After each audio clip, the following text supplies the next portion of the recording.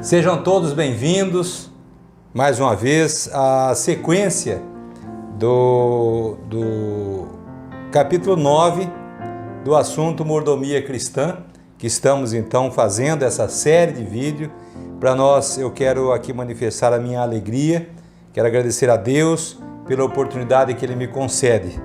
Também estando aqui com o irmão Mateus, e juntos aqui foram selecionados vários textos escriturísticos dos testemunhos de Ellen White e anexado esses textos a versos bíblicos que, coadunando, chegamos então a essas conclusões. E o tema de hoje que iremos abordar será herança, testamentos e doações. Bom, Mateus, por gentileza. Então, vamos aproveitar ao máximo, é um tema um tanto diferente este, né?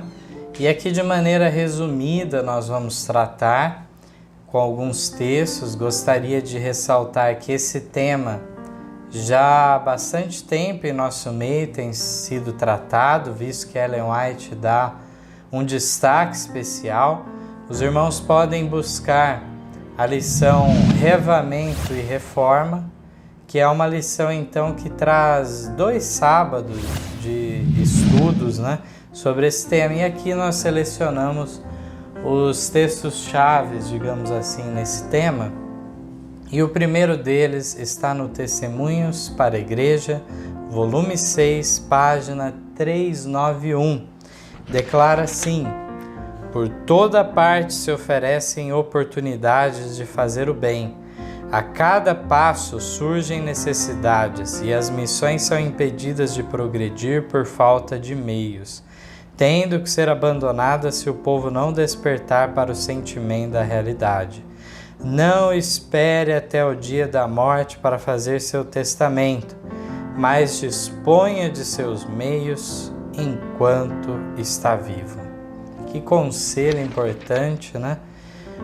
Numa época que imagino, irmão Ronei, que muitas vezes a pessoa de repente tinha esse bom desejo, né, de ao final da vida, o que ele tem, legar à igreja, ou boa parte do que tem, legar à igreja. No entanto, Ellen White fala: por que esperar até o dia da morte? Olha só, é muito válido todos esses bons desejos, né? Quando eu tiver uma idade avançada, eu quero fazer então a doação para a igreja. Então nós não podemos esquecer que Salomão foi considerado o homem mais sábio na face da terra, e com toda a sua sabedoria ele caiu no próprio engodo, a sua vaidade, e já na idade avançada ele conclui então que aquele capítulo 12 de Eclesiastes, né, que é notório, é sabido em nosso meio, né? Quando ele diz: lembra do teu Criador nos dias da tua mocidade. Aqui a palavra de Deus fala que dificilmente uma pessoa vai fazer uma doação antes que ele seja um exímio doador sistemático dessa participação no avançamento da causa de Deus. O fato de estarmos aqui falando sobre herança, testamentos e doações, isso não quer dizer que devemos deixá-lo somente para essa finalidade. O objetivo que Deus pede é realmente nós vencermos o nosso egoísmo. Nós não levamos para lugar nenhum o que nós recebemos de herança, o que nós adquirimos durante o período da nossa vida. Isso já é sabido também. E aqui Ellen White diz que nós não devemos esperar até que venha o dia da morte para tentar agora, de última hora, fazer um testamento apurado ali, e muitas vezes sob pressão de familiares, sob pressão da própria enfermidade, e assim de repente não é atingido a meta, não do fator da doação, mas a meta de vencer o egoísmo. Então, e a necessidade da obra é presente, não é para uma ocasião futura. Se você tem condição, tem meios agora a dispor, que disponha agora em favor da causa de Deus e não para um futuro incerto, né? Na sequência aqui da página 145 do Conselho sobre Mordomia, diz que não façais da obra e da causa de Deus uma desculpa para tratar de maneira avarenta e egoísta com qualquer pessoa, mesmo que estejais fazendo um negócio que se relacione com a sua obra. Deus não aceita coisa alguma no sentido de ganho que seja levado para o seu tesouro por meio de transações egoístas. Todo ato relacionado com sua obra deve passar por exame divino. Toda transação desonesta, toda tentativa de tirar vantagem de um homem que está sendo premido pelas circunstâncias, todo plano para lhe comprar a terra ou a propriedade por uma importância abaixo do valor não será aceita por Deus, muito embora o dinheiro ganho seja doado à sua causa. É outro texto também que muitas vezes o inimigo coloca na mente do ser humano, né? Eu quero fazer esse negócio, eu ganhar esse negócio aqui, bastante dinheiro, eu vou até doar para a causa, né? Essa é aquela chamada oferta manchada. Deus não aceita uma oferta manchada pelo egoísmo, seja do egoísmo do doador, seja do egoísmo ou da avareza de como ele adquiriu aquela propriedade que cita aqui, uma terra, né? Muitas vezes por abaixo do preço, pela circunstância e necessidade daquele que está se dispondo da propriedade. Então nós vemos aqui que, muito embora esse dinheiro possa ir para o tesouro, para a casa do tesouro, perante Deus, Deus não aceita essa oferta.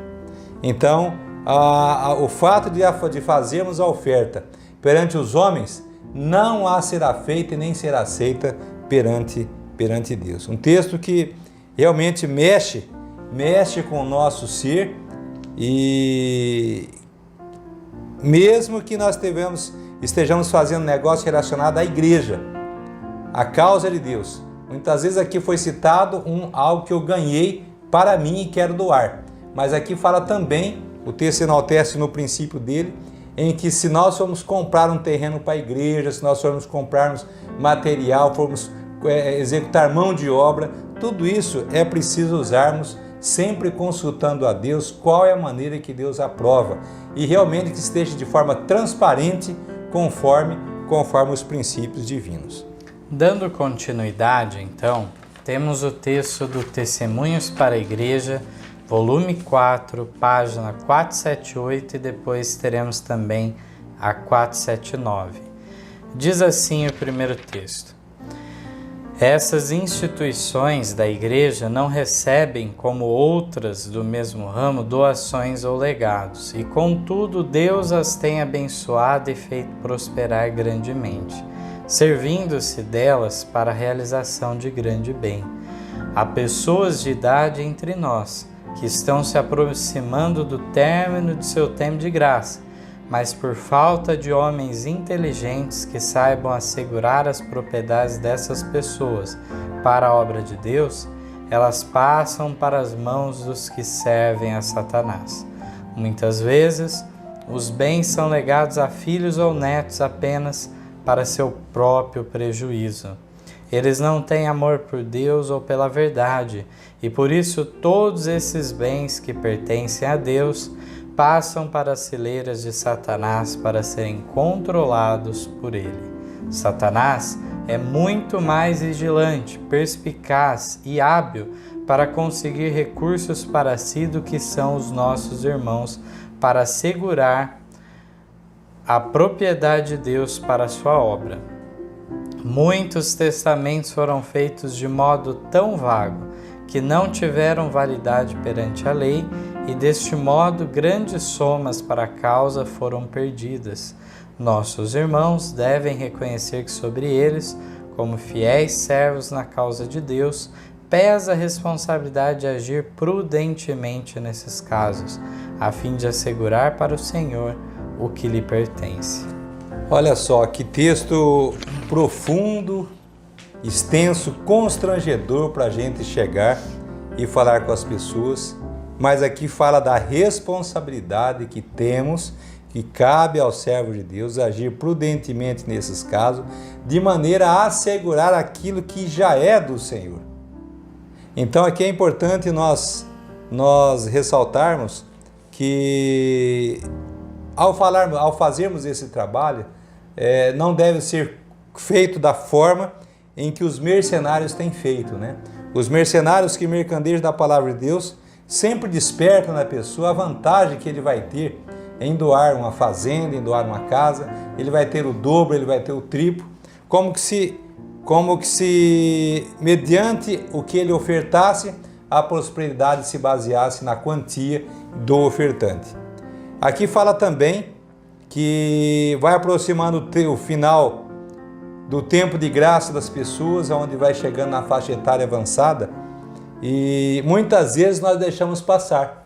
E essas propriedades que poderiam ser usadas para a causa, muitas vezes passa para os herdeiros, que de maneira nenhuma vão usar isso para a causa da verdade. Serão isso para eles um empecilho, onde Satanás, da forma perspicaz, usará pela sua vigilância, usará os meios para que esse dinheiro fique em suas fileiras, sendo controlado por eles. E dessa maneira, a causa de Deus acaba padecendo. E fala que essa herança acaba sendo para o próprio prejuízo dos filhos e netos, né? Então, via de regra, nós vemos isso já ocorrendo no mundo, os efeitos nefastos que ocorrem do ser deixado grande somatória ou grandes propriedades para os seus herdeiros.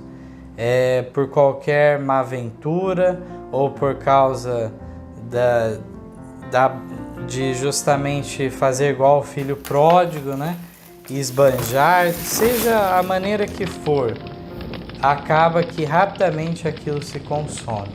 Aí não é de um resultado positivo sequer para a família.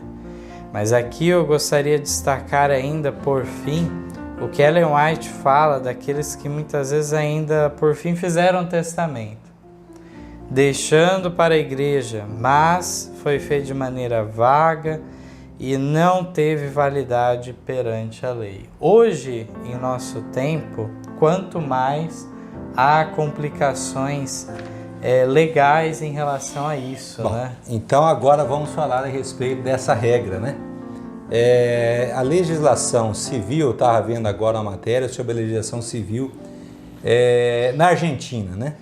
Na Argentina, até os pais do herdeiro herdam. Eu achei interessante essa lei. Então herda a esposa, os filhos, mas os pais também têm um percentual. Não me recordo agora o percentual.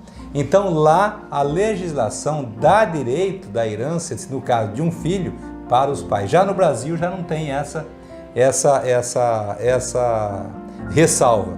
Porém, aqui é vedado não deixar herança para um filho. Caso o pai faça um testamento, ele tem que deixar sim parte da sua herança para os seus filhos. Então, por isso que Ellen White aqui, já antevendo situações adversas que a igreja havia passado, possivelmente que a igreja acabou perdendo esse testamento que foi feito de maneira vaga, não amparado de forma legal, onde possivelmente os herdeiros ficou sem nada.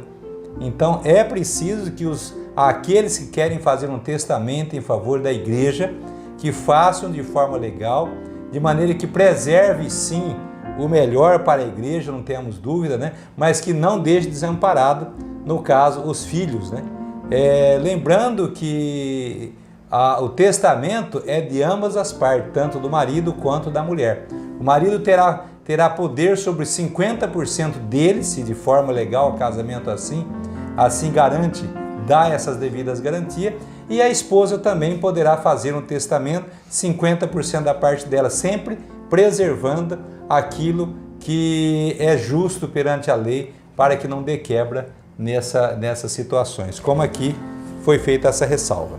Então, o último texto nos declara o seguinte: muitos manifestam nesse aspecto uma delicadeza descabida, procedem como se estivessem pisando terreno proibido, quando apresentam a pessoas de idade avançada ou inválidos o assunto de seus bens, a fim de saber como pretendem dispor deles. Entretanto, é este um dever tão sagrado como pregar o Evangelho para a salvação de almas. Queria fazer já uma pausa aqui, porque é muito pesada a consideração que Ellen White traz aqui, uma vez que é justamente esse o pensamento de grande parte, de que é um assunto que não deve ser mexido, não deve haver envolvimento, mas aqueles que estão, principalmente na dianteira da obra, diz aqui que é um dever deles mexerem nesse assunto, assim como pregar o Evangelho. Portanto, aqui justamente a gente vê Ellen White tratando o assunto num contexto de grande conflito. Os bens estarão nas mãos de Cristo ou Satanás? Assim como ela fala em relação a doações, né? E havia alguns que tinham ressalvas em sua época de aceitar uma doação de um incrédulo, não é mesmo? E aí, no entanto, ela fala, né, os exemplos até bíblicos nesse sentido de reis pagãos que auxiliaram então Israel na sua retomada, na sua reconstrução e tudo mais, né? Então é necessário ter a mente aberta em relação a esses aspectos e entender então que Deus se agrada e Ele move o coração de pessoas de fora também para darem doações. Outra observação, irmão Mateus, aí, é que ao requerer de pessoas idosas ou pessoas inválidas essas doações, e até mesmo que não requerermos, mas a pessoa tem essa predisposição para tal, é importante que a igreja assuma o papel de responsabilidade de zelar por esta pessoa até o fim dos seus dias. Também não seria justo você usufruir de todas as posses, como é a forma aí no mundo, sem que você dê o amparo, né? Aqui sempre preservando a idoneidade dessas pessoas. Deus não poderia desamparar a igreja, a pessoa dá tudo para a igreja e a igreja faz o quê? Depois abandona, não dá nenhuma consideração. Nós presenciamos fatos desse, né? Pessoas que deram grandes somas de dinheiro para a igreja, construiu sanatório, construiu muitas coisas, e quando na adversidade houve a necessidade de ficar ali nesse sanatório, então a política ali simplesmente descartou qualquer possibilidade daquela pessoa que era a própria doadora. Então a igreja precisa manifestar nas suas atribuições totalmente contrário ao mundo, porque assim o mundo faz. O mundo, ele usa dessa forma de avareza, onde após receber o benefício, é enxotada a pessoa. Eu estava escutando esses dias uma pesquisa a respeito até de um escritório de advocacia, e justamente falando sobre isso. Então na pesquisa fala que 95% daqueles que doaram seus bens em vida sem resguardarem o usufruto, sem reservar o usufruto para si, e foram deixados ao léu, deixados em lugares que são reservados a pessoas idosas, né? Casas de repouso, como assim são chamados hoje, e nem sequer tem então ali o carinho da família. Então a palavra de Deus também preserva aqui que quando a igreja toma esse papel, ela assume o papel também de zelar por esses idosos, né? Porque assim será necessário. O irmão conclui a leitura para nós. Diz assim: consideremos uma pessoa que tem dinheiro e propriedade de Deus em suas mãos. Ela está prestes a transferir sua mordomia. Colocará ela os recursos que Deus recebeu emprestado para ser usado em sua obra nas mãos de ímpios, simplesmente por serem esses seus parentes? Ela faz a pergunta aqui. Não devem homens cristãos tomar o devido interesse e experimentar a ansiedade, tanto pelo bem-estar futuro desta pessoa, como pelos interesses da causa de Deus, a fim de que disponha retamente dos bens do Senhor, os talentos que lhe foram confiados para sábio uso? Quererão seus irmãos que assistem vê-la deixar esta vida ao mesmo tempo privando de recursos a tesouraria de Deus? Isso significa uma perda tremenda para ela e para a causa, porque abandonando os seus talentos nas mãos de indivíduos que não têm nenhuma consideração pela verdade divina, de caso pensado coloca os talentos em um lenço e os esconde na terra. Então é muito pesado esses textos aqui. Então eu me lembro que a gente, quando perdeu meu pai, né? Então foram apresentado, eu me lembro por irmão Aparecido Gonzalez, esse texto aqui, falou, olha, Deus não se agrada, né, de deixar a herança de maneira que vai ser usada de contrária à vontade de Deus, quando na verdade a causa tem necessidade. Então nós vemos que dessa maneira aqui, nós que estamos à dianteira da causa, temos a obrigação sim de advertir, aconselhar, mas sempre pautando o bem-estar daquela pessoa até o fim dos seus dias. Vamos, Mateus. Então, agradecemos pela companhia até aqui, que os irmãos têm dispensado, esses estudos maravilhosos aqui. Foi uma introdução a esse tema sobre heranças, testamentos, doações. Aqueles que se interessarem podem se aprofundar nesse tema. É algo importante de nós meditarmos e, em suma, podemos declarar aqui que a palavra de Deus orienta-nos em relação a, em vez de deixar testamentos, heranças, legados, em vez disso, fazer a doação em vida, e Deus quer o envolvimento da pessoa também na causa de Deus. Não quer apenas o dinheiro, mas sim quer que a pessoa seja transformada, interaja e tudo mais em favor, então, da causa de Deus. Ficamos aqui já nessa penúltima parte e nos acompanhe, então, para a última parte desse tema, que será sobre as ofertas. Deus seja com todos. Amém. Amém. Em nosso site vocês encontrarão estudos, notícias, dicas de saúde, além de todas as nossas lições. Participem conosco através da nossa página no Facebook e assistam todas as nossas lições através do YouTube.